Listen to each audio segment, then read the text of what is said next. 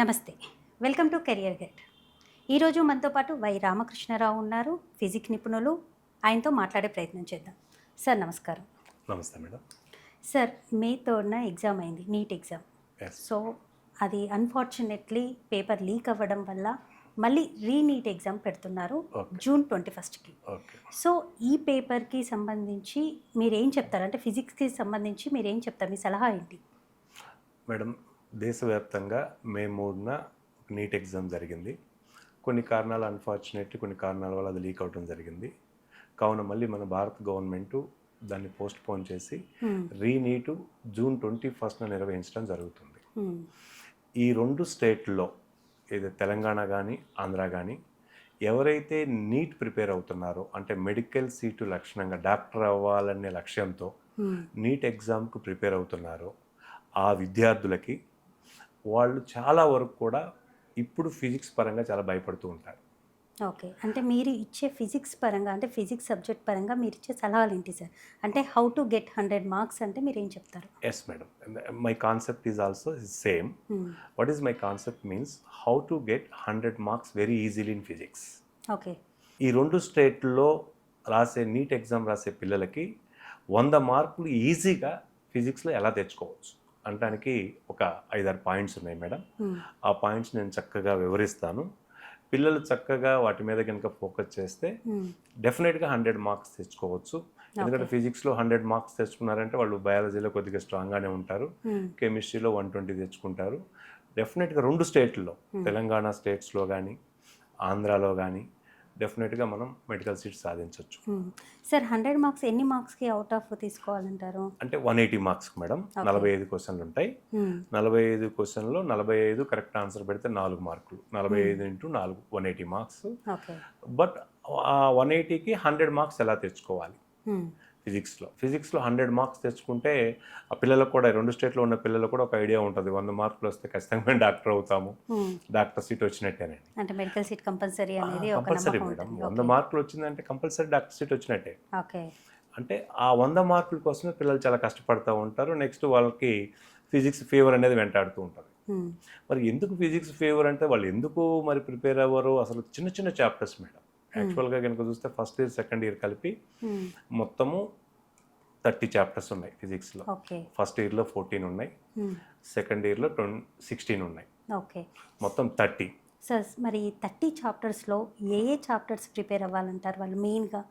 100 marks తెచ్చుకోవడానికి ఏ chapters మీద వాళ్ళు గ్రిప్ ఉండాలి. ఈ 30 చాప్టర్స్లో కూడా మనకి 2 చాప్టర్లు లేవు మేడం నీట్కి. ఒకటి ఏంటంటే first year first chapter physical world, second year last chapter communication system. అంటే ఈ రెండు చాప్టర్లో నీట్లో లేవు. ఈ 2 చాప్టర్స్ నీట్కి లేవు కాబట్టి ఇంకా రిమైనింగ్ ఎన్ని 28 చాప్టర్స్. ఈ 28 చాప్టర్స్లో కొన్ని చాప్టర్లు వాళ్ళు చక్కగా ప్రిపేర్ అయితే, అంటే వాళ్ళు కాన్సెప్ట్ ఓరియంటెడ్లో ప్రిపేర్ అయితే, ఫార్ములా బేస్డ్ కాకుండా ఒక కాన్సెప్ట్స్, అంటే ఏ క్వశ్చన్ ఇచ్చినా మనం చేయగలము అనే కాన్సెప్ట్ ఓరియంటెడ్లో కనుక ప్రిపేర్ అయితే they will get 100 marks very easily in physics. Okay. But ఆ చాప్టర్స్ ఏమేంటి, అలా ఎలా చదవాలి అనేది వాళ్ళు ఎంచుకోవాలి madam. Next the first point ఏంటంటే ఫస్ట్ ఇయర్లో 14లో ఒకటి వెళ్ళింది, మొత్తం 13 చాప్టర్లు ఉన్నాయి. సెకండ్ ఇయర్లో 16లో ఒకటి తీసేసాం, 15 ఉన్నాయి, మొత్తం 28 చాప్టర్లు. ఈ 28 చాప్టర్స్ నుంచే మనకి 45 క్వశ్చన్స్ రావడం జరుగుతుంది. ఆ 45 క్వశ్చన్స్లో కూడా మనం మొన్నటి పేపర్ చూస్తే అసలు మన 45 క్వశ్చన్లు ఈజీనే ఉన్నాయి. ఈసారి వచ్చే పేపర్ చాలామంది పిల్లలు కూడా చాలా ఆతృతగా నాకు ఫోన్లు చేస్తున్నారు. సార్, ఒకసారి ఈజీగా వచ్చింది, అవుట్ అయింది కదా, మళ్ళీ ఈసారి వచ్చే పేపర్ ఎలా వస్తుంది? ఆబ్వియస్లీగా సార్, ఇప్పుడు ఎవరైనా చాలా బాగా రాసిన పిల్లలు చాలా ఒక కన్ఫ్యూజన్లో ఉండిపోతారు. మొన్న అయితే ఈజీగా వచ్చింది, ఈసారి టఫ్గా వస్తుందా, మోడరేట్గా వస్తుందా, ఈజీగా వస్తుందా?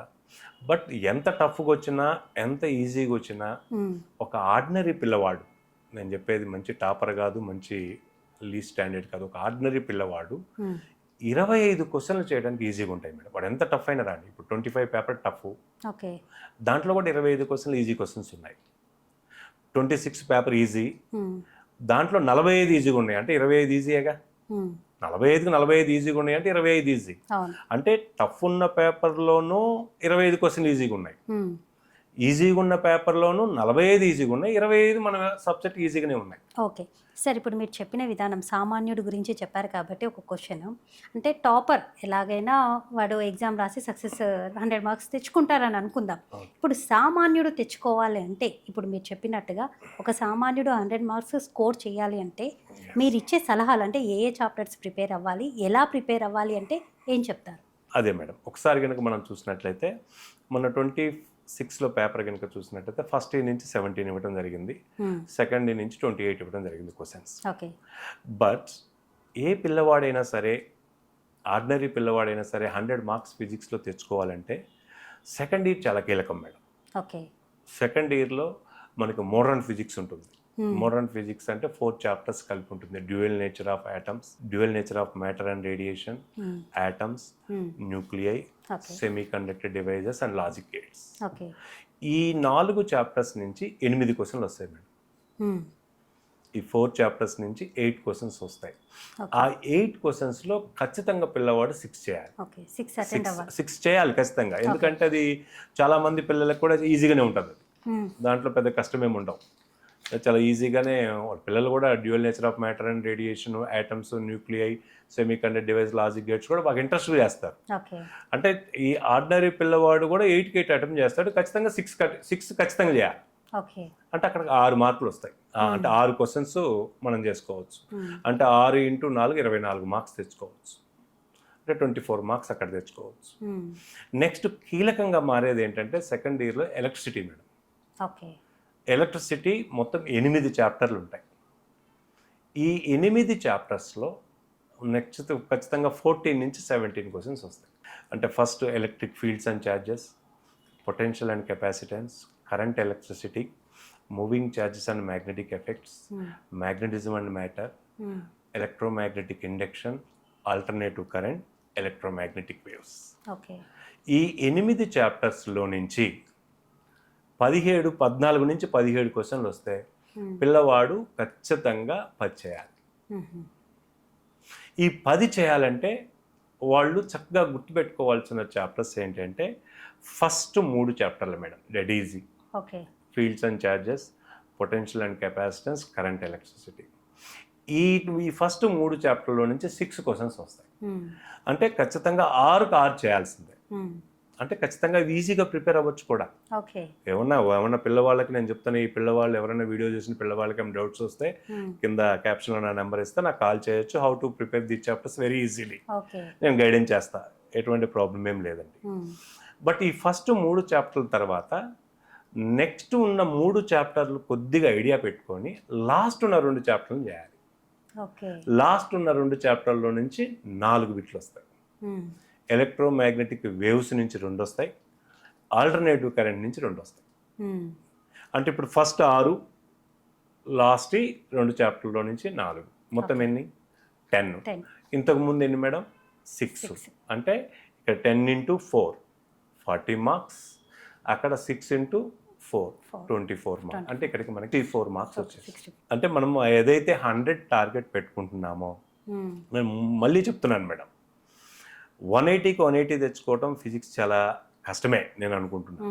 బట్ ఒక ఆర్డినరీ స్టూడెంట్ ఎవరైతే డాక్టర్ కావాలనుకుంటున్నారో 100 మార్క్స్ తెచ్చుకోవటం చాలా ఈజీ అండి. వాళ్ళకి సరైన గైడెన్స్ ఇచ్చి సరైన కాన్సెప్ట్స్ కనుక ఫిజిక్స్లో కనుక ఎక్స్ప్లెయిన్ చేయగలిగితే 100 మార్క్స్ అంటే వాళ్ళని మోటివేట్ చేయాలి. ఈ చాప్టర్స్ ఎలా లెర్నింగ్ నేర్చుకోవాలి, number of times, number of questions ఎలా ప్రాక్టీస్ చేయాలి. ఖచ్చితంగా కనుక చూస్తే ఎలక్ట్రిసిటీలో వచ్చే 14 నుంచి 17లో 10 క్వశ్చన్ చేయాలి.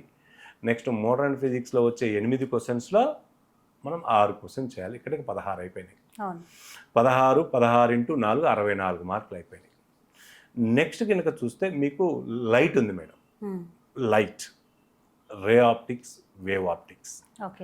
ఈ 2 చాప్టర్స్లో నుంచి ఖచ్చితంగా 5 బిట్లు వస్తాయి. అంటే చాలామంది పిల్లవాళ్ళు ఒక టాపర్ అయినా కానీ లేదా మిడిల్ క్లాస్ పిల్లవాళ్ళు అయినా కానీ, అంటే నాలెడ్జీలో మిడిల్ నాలెడ్జ్ ఉన్న పిల్లవాళ్ళైనా కానీ ఈ 2 చాప్టర్స్ కొద్దిగా టఫ్గానే ఫీల్ అవుతుంటారు. బట్ ఈ 2 చాప్టర్లో కొద్దిగా టఫ్గా ఫీల్ అయినా ఆప్టికల్ ఇన్స్ట్రుమెంట్స్ అని ఒకటి ఉంటుంది మేడం. అది ఖచ్చితంగా ఒక 15 మినిట్స్ ప్రిపేర్ అయితే అయిపోతుంది. దాంట్లో నుంచి ఒక క్వశ్చన్ వస్తుంది. ఒకటి క్వశ్చన్ తెచ్చుకోవచ్చు. నెక్స్ట్ వేవ్ ఆప్టిక్స్లో పోలరైజేషన్ అనేది ఒకటి ఉంది. అది కూడా ఇట్ ఈస్ ఏ ఈజీ ఒక హాఫ్ అన్ అవర్లో మనం కాన్సెప్ట్స్ వైజ్గా నేర్చుకోవచ్చు. ఓకే. దాంట్లో ఒక క్వశ్చన్ వస్తుంది. అంటే ఖచ్చితంగా అక్కడికి 2 క్వశ్చన్లు, 16, 2, 18 క్వశ్చన్లు. ఈ 18 క్వశ్చన్లు అనేవి సెకండ్ ఇయర్లో చాలా చక్కగా నేర్చుకోవచ్చు. ఏది మనకు ఓన్లీ 700 మార్క్స్ 1000కి ఐపీలో 700 మార్క్స్ వచ్చిన వాళ్ళు కూడా సెకండ్ ఇయర్లో 18 క్వశ్చన్లు నేర్చుకోవచ్చు. ఇంకా మనకు కావాల్సింది ఎన్ని? 7 క్వశ్చన్లు, 7 క్వశ్చన్స్. ఈ 7 క్వశ్చన్స్ అనేవి ఫస్ట్ ఇయర్లోకి వెళ్ళాలి. మనం ఫస్ట్ ఇయర్లోకి వెళ్ళాలి. ఫస్ట్ ఇయర్ ఈ 7 క్వశ్చన్స్లో 3 క్వశ్చన్స్ అనేవి యూనిట్స్ అండ్ మెజర్మెంట్స్ అండ్ డైమెన్షన్స్లోనే వస్తాయి. ఓకే. డైమెన్షనల్ ఫార్ములా మీద ఒకటి వస్తుంది, ఎర్రర్స్ మీద ఒకటి వస్తుంది, experimental vernier calliper screw gauge మీద ఒకటి వస్తుంది. ఇది ఖచ్చితంగా ఒక 1.5 డే కనుక ప్రిపేర్ అయితే units and measurements and dimensions, ఈ 3 క్వశ్చన్స్కి మనం ఆన్సర్ పెట్టచ్చు. ఓకే. అంటే ఖచ్చితంగా మనకి 10 + 6 16, 16 + 2 18, 18 + 3 21 అయినవి. నెక్స్ట్ కనుక మీరు ఫస్ట్ ఇయర్లో కనుక మీరు చూస్తే థర్మోడైనమిక్స్ అని ఒక చాప్టర్ ఉంది. థర్మోడైనమిక్స్ ఈ మధ్య కనుక మీరు చూస్తే థర్మోడైనమిక్స్లో చాలా ఈజీ క్వశ్చన్స్ ఇస్తున్నాడు. ఖచ్చితంగా కనుక మనకే ఒక క్వశ్చన్ వస్తుంది. ఓకే. థర్మోడైనమిక్స్లో ఒక క్వశ్చన్ చాలా ఈజీగా చేసేయచ్చు. ఓకే. అంటే అప్పటికి మనకి ఎన్నైనాయి? 22 అయినాయి. నెక్స్ట్ మీరు ఎంచుకోవాల్సిన టాపిక్స్ ఏంటంటే Newton's laws of motion, work power energy, ఈ 2 చాప్టర్లు ఎంచుకోవాలి మేడం. ఈ 2 చాప్టర్స్లో నుంచి ఖచ్చితంగా 3 క్వశ్చన్లు వస్తాయి. న్యూటన్స్ లాస్ ఆఫ్ మోషన్లో కానీ వర్క్ పవర్ ఎనర్జీలో కానీ 3 క్వశ్చన్లు వస్తాయి. ఇంకా 3 క్వశ్చన్లు వచ్చినాయంటే మొత్తం 25 అయినట్టే. అంటే ఎలక్ట్రిసిటీలో 5 చాప్టర్లు, మోడర్న్ ఫిజిక్స్లో ఉన్న 4 చాప్టర్లు, రే ఆప్టిక్స్ వేవ్ ఆప్టిక్స్లో ఉన్న ఒక్కొక్క topic 2 topics, thermodynamics, units and measurements and dimensions, Newton's laws of motion, work power energy. ఇవి కనుక చక్కగా కనుక ప్రిపేర్ అయితే A to Z కనుక ప్రిపేర్ అయితే 25 క్వశ్చన్స్కి ఆన్సర్ పెట్టవచ్చు. 25 × 4 100 మార్కులు వస్తాయి. 100 మార్కులు ఈజీగా తెచ్చుకోవచ్చు. అంటే పిల్లలు ఏమన్నా ఒకసారి ఇంకొక రకంగా Newton's laws of motion, work power ఎనర్జీలో కొద్దిగా టఫ్గా ఫీల్ అయ్యారనుకోండి, అప్పుడు వాళ్ళు ఎక్కడికి వెళ్ళాలంటే kinetic theory of gases, next thermal properties of matter, next mechanical properties of solids, mechanical properties of fluids. అంటే ఖచ్చితంగా ఒక ప్రణాళికంగా ఏ విధంగా కాన్సెప్ట్స్ వైజ్, మళ్ళీ ఫార్ములా బేస్లో వెళ్ళకూడదు. ఎందుకంటే మీరు కానీ ఇప్పుడు నేనేం చెప్పాను, ఎలక్ట్రోమాగ్నెటిక్ వేవ్స్, ఆల్టర్నేటివ్ కరెంట్ అని చెప్పాను. ఎలక్ట్రోమాగ్నెటిక్ వేవ్స్, ఆల్టర్నేటివ్ కరెంట్ ఎక్కడి అవి? 8, 7 చాప్టర్లు ఎలక్ట్రిసిటీలో. అంటే ఖచ్చితంగా 1, 2, 3 చెప్పా, 8, 7 చెప్పా. పిల్లలు ఏమనుకుంటారు, పేరెంట్స్ ఏమనుకుంటారు, 1, 2, 3 చెప్పారు బాగానే ఉంది, మరి 4, 5, 6 ప్రిపేర్ అయితేనే 7, 8 వస్తుంది. ఇదంతా ఒక చైన్. ఎలక్ట్రిసిటీ అనేది మొత్తం 8 చాప్టర్లు ఒక చైన్ అనమాట. ఫస్ట్ 3 చాప్టర్లు తింటే మొత్తం 6 క్వశ్చన్లు అని చెప్పాము. లాస్ట్ 2 చాప్టర్లు కూడా మీకు బాగా పట్టు రావాలంటే మధ్యలో వాటి గురించి కొన్ని యొక్క కాన్సెప్ట్స్ ఐడియా ఉంది. అంటే వాటిని ఒకసారి చదవాలి. ఒకసారి చదివి ఆ 2 క్వశ్చన్స్ మనము ఈజీగా ఆన్సర్ చేసేసి ఆ 2 చాప్టర్స్లో ఎలక్ట్రోమాగ్నెటిక్ వేవ్స్ కానీ ఆల్టర్నేటివ్ కరెంట్లో ఉన్నాయి కానీ. సార్, ఈ ఫిజిక్స్లో మెయిన్ వచ్చేసి ఈ ఫార్ములాస్ మీరు అన్నట్టు ఫార్ములాస్ గుర్తుపెట్టుకోవాలంటే ఎలాంటి టిప్స్ పాటించాలి? అసలు ఫార్ములాలు గుర్తుపెట్టుకుంటే అసలు రావు మేడం. రావంటారు. అసలు మీరు మీ ద్వారా మీరు కూడా చెప్పండి పిల్లలకి, నేను చెప్తున్నా. ఎందుకంటే every year he set a new trend paper. Okay. The repetition is not allowed. ఇప్పుడు మనం 25th ఒక క్వశ్చన్ పేపర్ వచ్చింది. చాలామంది ఏమంటారంటే లెక్చరర్స్ ప్రీవియస్ క్వశ్చన్స్ చెయ్యి అవే వస్తాయి అంటారు. మనకు కూడా చెప్తానే ఉంటారు. అట్లా ఉండదండి. మీరు 25th క్వశ్చన్ పేపర్ మోడల్ చూశారు, 26th ఏం చేస్తారంటే ఆ పేపర్కి భిన్నంగా వస్తుంది. మళ్ళీ అవే చాప్టర్స్లో ఉంటాయి అన్నీ. అంటే వాళ్ళు ఏం చేస్తారంటే ఒక న్యూ క్వశ్చన్స్ ప్రిపేర్ చేస్తారు. ఇప్పుడు మనకి ఎన్సీఆర్టీలో ఇప్పుడు మొన్న 26 కూడా చూస్తే మొత్తం ఎన్సీఆర్టీ క్వశ్చన్స్ ఉన్నాయి. ఇంతకుముందు వీడియోలో కూడా నేను చెప్పాను 45 క్వశ్చన్స్ ఎన్సీఆర్టీలో ఉన్నాయని. వాళ్ళు అసలు యాక్చువల్గా ఈ ట్రెండ్ అర్థం చేసుకోవాలి. ఈ లెక్చరర్స్ కానీ ముందు లెక్చరర్స్ అర్థం చేసుకుంటే స్టూడెంట్స్కి ఒక మంచి గైడెన్స్ ఇస్తారు. అసలు క్వశ్చన్ పేపర్ ఇప్పుడు మనము పిల్లల్ని ప్రిపేర్ చేయించేది నీట్కి, అంతేగాని వాడికి ఏదో ఫిజిక్స్ ఏదో గోల్డ్ మెడలిస్ట్ కాదు. ఒక ఎగ్జామ్కి ప్రిపేర్ అవుతున్నప్పుడు ఆ ఎగ్జామ్కి ఉండే గైడ్ లైన్స్ ఏంటి, ఫస్ట్ ఆ గైడ్ లైన్స్ తెలుసుకోవాలి మనం. ఇప్పుడు మనం ఒక ఎంపీసీ వాళ్ళకి ఒక రకంగా ప్రిపేర్ చేస్తాం, బైపీసీ వాళ్ళకి ఒక రకంగా ప్రిపేర్ చేస్తాం. మనం బైపీసీ వాళ్ళకి వాడిని డాక్టర్ కోసం ప్రిపేర్ చేస్తున్నప్పుడు వాడు ఎన్టీఏ కొన్ని గైడ్ లైన్స్ ఇస్తుంది, ఎన్సీఆర్టీ మస్ట్గా చదివించండి అని. ఎన్సీఆర్టీ మస్ట్గా పిల్లవాడు చదవాలంటే ఎన్సీఆర్టీ మస్ట్గా టీచర్ చెప్పాలి. వాళ్ళు ఏం చేస్తారంటే ఒక చాప్టర్లో ఒక పేజీ తీసుకొని ఆ పేజీ మీద ఒక న్యూ క్వశ్చన్ తయారు చేస్తారు. ఇప్పుడు మనకి దేశం మొత్తం మీద 4 లక్షల కాలేజీలు ఉన్నాయి అనుకుందాం. ఇప్పుడు జూన్ 21 నీట్ ఎగ్జామ్, జూన్ 18న వాళ్ళందరూ గ్రాండ్ టెస్టులు పెట్టుకుంటారు. ఎగ్జామ్ పోయే ముందు పిల్లలు గ్రాండ్ టెస్టులు పెట్టుకుంటారు కదా, 4 లక్షల గ్రాండ్ టెస్ట్ పేపర్లు వస్తాయి. బట్ అక్కడ ఇచ్చేది 4 లక్షల 1 పేపర్. ఈ 4 లక్షలు ఎక్కడ కోఇన్సిడెన్స్ కావు. అంటే ఏం చేస్తున్నాడు పిల్లవాడు నాలెడ్జ్, ఎలాంటి నాలెడ్జ్ని టెస్ట్ చేస్తున్నాడు అంటే పిల్లవాడు ఒక న్యూ క్వశ్చన్ ఇస్తే క్రియేటివిటీ చేయగలడా, ఒక న్యూ క్వశ్చన్ ఇస్తే క్రియేటివిటీ చేయగలడా. Similar main point creativity. అవును మేడం. అంటే వాళ్ళు ఏం చేస్తారంటే లైన్ టు లైన్, ఇప్పుడు మనము ఒక చాప్టర్లో ఒక ప్రాబ్లం ఇస్తారని బాగా ఫార్ములాస్ ప్రిపేర్ అయిపోతాం.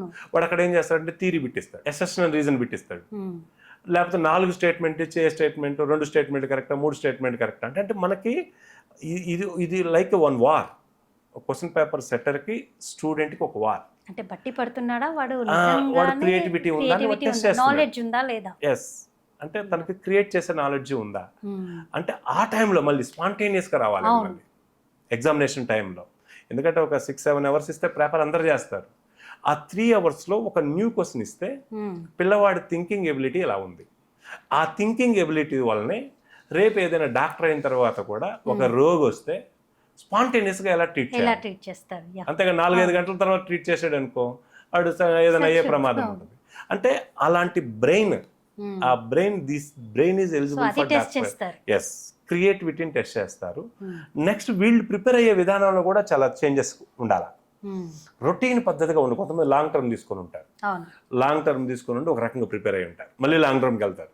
మళ్ళీ లాంగ్ టర్మ్కి వెళ్ళి ఏమనుకుంటారంటే లాస్ట్ ఇయర్ మనం ఇలా ప్రిపేర్ అయ్యాం కదా మళ్ళీ అలానే ప్రిపేర్ అవుదామని చూస్తారు. అలానే ప్రిపేర్ అని చూస్తే మళ్ళీ అవే మార్క్స్ వస్తాయి. మార్చాలి. లాస్ట్ టైం మనం ఒక రకంగా ప్రిపేర్ అయ్యి వెళ్ళాము, మనకి X మార్క్స్ వచ్చినాయి, ఇప్పుడు మనకి X+100 రావాలి, మన ప్రిపరేషన్ స్టైల్లో మార్చాలి. వాడికి 1-4 సార్లు మనకి పేపర్లు చెప్తున్నాడు, మనం పుస్తకాల ప్యాటర్న్ మార్చాలి, ఎగ్జామినేషన్ ప్యాటర్న్ మార్చుకోవాలి, ఎక్కువగా కొద్దిగా థియరీ క్వశ్చన్స్ కూడా మనం ఇవ్వాలి. NCERT line to line biology చదివించినట్టు చదివించాలి. ఎందుకంటే మొన్న కూడా మీరు చూస్తే 11-12 క్వశ్చన్లు థియరీ క్వశ్చన్స్ ఉన్నాయి. మనం అన్నీ కూడా 45 క్వశ్చన్స్ ప్రాబ్లమ్స్ ఇచ్చుకుంటే ఎగ్జామ్ పెట్టుకొని పిల్లవాడిని స్టార్టింగ్ నుంచే ఫైనల్ నీట్ ఎగ్జామ్లో వచ్చే మార్కులకు అనుగుణంగా మనము ప్రిపేర్ చేసుకుంటూ వెళ్ళాలి. అంటే వాడిని ఏం చేయాలంటే కొత్త క్వశ్చన్ క్రియేట్ చేసినా వాడు ఆన్సర్ చేసేటట్టు చెప్పాలి. ఇప్పుడు మనం ఫస్ట్ కోచింగ్ ఇచ్చేటప్పుడు కొన్నిసార్లు తప్పు పెడతాడు, 3-4 మంత్స్ తర్వాత వాడు అలవాటు పడిపోతాడు. అట్లా అలవాటు పడిపోయి లాస్ట్ కూడా అలవాటు పడిపోతాడు. అంటే ప్రిపరేషన్ స్టైల్ అనేది it is not instant one. ఒక నెలలో ఆ PYQలు ప్రిపేర్ అయితే మనకు ఆన్సర్స్ వస్తాయి, అసలు జరగదండి అది. దట్ ఈస్ సార్ ఇప్పుడు మీరు అన్నట్టు లాంగ్ టర్మ్ కోచింగ్స్ బెటర్ అంటారా లేకపోతే? అవును మేడం, నేను అదే చెప్పేది. ఎందుకంటే ఇప్పుడు జస్ట్ నేను కూడా ఒక లాంగ్ టర్మ్ అకాడమీ స్టార్ట్ చేస్తున్నాం. ఓన్లీ జస్ట్ ఒక 25 మెంబర్స్ని తీసుకుంటున్నాం. 25 మందిని ఎగ్జామ్ పెట్టి స్క్రీనింగ్ టెస్ట్ 2 స్టేట్ల నుంచి ఎవరైనా రావచ్చు. 2 states, Andhra Pradesh and Telangana. Physics మొత్తం A to Z NCERT line to line ఎలా క్రియేటివిటీతో ప్రిపేర్ చేయాలనేది నేర్పించబోతున్నాం. ముందు మీరు ఇయర్ చూడబోతారు. మళ్ళీ నెక్స్ట్ నీట్ ఎగ్జామ్ అయిపోయిన తర్వాత మళ్ళీ మనం కూర్చుందామండి, ఎలా మా రిజల్ట్ మొత్తం నేను డిస్ప్లే చేస్తాను. బట్ ఇక్కడ లాంగ్ టర్మ్కు వచ్చే వాళ్ళకి యాక్చువల్ గర్ల్స్ అయితే ఒక 25 మెంబర్స్, బాయ్స్ అయితే ఒక 15 మెంబర్స్. మొత్తం ఫిజిక్స్, బయాలజీ, కెమిస్ట్రీ, అంటే బయాలజీ కెమిస్ట్రీ లెక్చర్స్ ఉన్న అసలు ఏ విధంగా మనం పేపర్స్ ప్రిపేర్ చేయాలి, ఏ విధంగా ఫైనల్ నీట్గా అప్రోచ్ అవ్వాలి అనేది ఫస్ట్ నుంచి స్టార్టింగ్ నుంచి రేపు ఈ ఎగ్జామ్ అయిపోయిన తర్వాత జూలై 1st వీక్లో మేము స్టార్ట్ చేస్తున్నాం. ఫిజిక్స్, కెమిస్ట్రీ, బయాలజీ మంచి స్ట్రాంగ్ ఫ్యాకల్టీతో గర్ల్స్ ఈ 2 స్టేట్లో ఎవరైనా ఈ సద్వినియోగం చేసుకోవచ్చు మేడం. మీ ద్వారా కూడా చెప్తున్నా. ఫిజిక్స్ నాకు 27th ఇయర్, 26 ఇయర్స్ కంప్లీట్ అయిపోయింది. 24/7 ఇప్పుడు మనం కనుక జియో ఫోన్ అంటాం. జియో ఫోన్ అంటే మీనింగ్ ఏంటి? అన్లిమిటెడ్ కాల్స్ చేసుకోవచ్చు. నేనేమంటున్నానంటే జియో ఫిజిక్స్ అంటే 24 అవర్స్ ఫిజిక్స్ అవైలబుల్. జనరల్గా ఏంటంటే బైపీసీ వాళ్ళకి ఫిజిక్స్ అవైలబుల్గా ఉంటే సగం ధైర్యం ఉన్నట్టే. వాళ్ళు టెన్షన్ పడేదే ఫిజిక్స్, లాంగ్ టర్మ్కి వచ్చేదే ఫిజిక్స్. బట్ ఇక్కడ నేను పెట్టేదే నేను ఫిజిక్స్ వాడిని. అందుకని ఇప్పుడు పేరెంట్స్ అంతా కూడా చాలా మంచి పెట్టుకొని ఉంటారు ఏం జరుగుతుంది అనేది. నెక్స్ట్ మేడం సార్ ఇంకొక క్వశ్చన్ సార్, చెప్పండి. ఈ బైపీసీ ఎంపీసీ అంటే రెండు ఫిజిక్స్ అనేది కామన్ సబ్జెక్ట్, అవునవును. కానీ దానికి దీనికి వేరియేషన్ ఏదైనా ఉంటుందా సబ్జెక్ట్ పరంగా? అవును మేడం, సబ్జెక్ట్ ఒకటే madam, but way of asking questions డిఫరెంట్గా ఉంటాయి. ఓకే. బైపీసీ వాళ్ళకి ఏంటంటే ఫిజిక్స్ని థీరీలో గుంజుతూ ఉంటాడు, ఓ థీరీ టెస్ట్ చేస్తూ ఉంటాడు. ఎంపీసీ వాళ్ళకి ఏం చేస్తారంటే మ్యాథమెటిక్స్ బ్యాక్గ్రౌండ్ ఉంది కాబట్టి మ్యాథమెటికల్ పార్ట్ ఎక్కువ ఇస్తుంటాడు, ఫిజిక్సే. ఓకే. ఇప్పుడు మనం మెయిన్స్ ఎగ్జామ్ చూసామనుకోండి, 25 క్వశ్చన్లు వస్తాయి, 25లో 22 ప్రాబ్లమ్స్ ఉంటాయి, 3 థీరీ ఉంటాయి, 3 ఉంటాయి. బట్ బైపీసీలో 45 చూసామనుకోండి, 14-15 థీరీ ఉంటాయి. అంటే వీళ్ళని ఏం చేస్తుంటాడంటే చాలా వరకు వాళ్ళకేమో ప్రాబ్లమ్స్, మ్యాథమెటికల్ ప్రాబ్లమ్స్ ఎలా సాల్వ్ చేయాలి, థింకింగ్ ఎలా చేయాలి అంటే వాళ్ళకి మ్యాథమెటిక్స్ బేస్ చేసుకొని ఫిజిక్స్ ఇస్తారు. ఓకే. వీళ్ళకి ఏం చేస్తారంటే థీరీ బేస్ చేసుకొని ఫిజిక్స్ ఇస్తారు. ఫార్ములాస్ ఇచ్చినా కానీ చిన్నవే ఉంటాయి కన్వర్షన్స్, బట్ వీళ్ళు దానికే చాలా కష్టపడుతుంటారు ఈ బైపీసీ వాళ్ళు. ఓకే. మీకు అర్థం, బైపీసీ వాళ్ళు చిన్న ఫార్ములాస్ ఇస్తేనే వామ్మో ఫిజిక్స్ అంటారు. ఇట్లా ఏం భయపడాల్సిన అవసరం లేదు. ఆర్డినరీ మార్క్స్ నేను చెప్తున్నా కదా, 700 మార్క్స్ ఐపీలో వచ్చినా కానీ మా లాంగ్ టర్మ్ కోచింగ్కి రండి. 25 మంది అమ్మాయిలు ఉంటారు, ఒకే ఒక బ్యాచ్. ఎన్ని బ్యాచ్లు? 23 బ్యాచ్లు ఒకే ఒక బ్యాచ్ ఉంటారు, 25 మెంబర్సే ఉంటారు. అబ్బాయిలు అయితే 15 మంది ఒక క్లాసే ఉంటారు. ఈ 40 మందిలో ఖచ్చితంగా నేను 30 మందికి డాక్టర్ సీట్ తీసుకొచ్చి చూపెడతాను. ఆ విధంగా ఒక ప్లాన్ రూపొందించాము, చక్కగా మీరు చేరొచ్చండి. నెక్స్ట్ ఏమన్నా ఈ 200 బిలో వచ్చిన వాళ్ళకి మనం ఇంతకు ముందే చెప్పుకున్నాం, మంచి అబ్రాడ్ ఎంబీబీఎస్ చూసుకొని మనం ఎంబీబీఎస్ అబ్రాడ్లో చేసుకోవచ్చు. ఓకే. సో మళ్ళీ మీరు ఇప్పుడు న్యూ బ్యాచ్ ఎప్పుడు స్టార్ట్ చేయబోతున్నారు?